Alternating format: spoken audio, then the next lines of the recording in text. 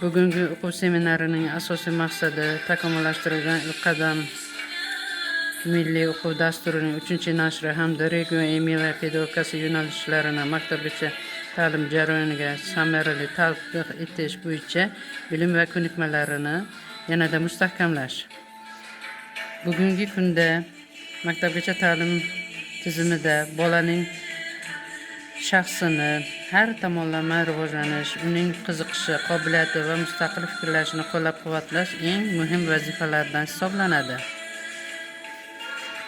Shu sababli yangi dastur pedagogikadan zamonaviy yondashuvlarni amaliyotga tatbiq etish, bolalar uchun rivojlantiruvchi ta'lim muhitini yaratish talab etiladi.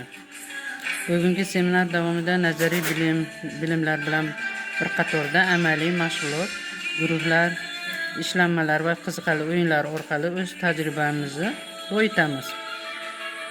Barchangizga bugungi seminarda faol ishtirok etayotganlarga o'z minnatdorchiligimizni bildirib, ishimizni yana davom ettiramiz.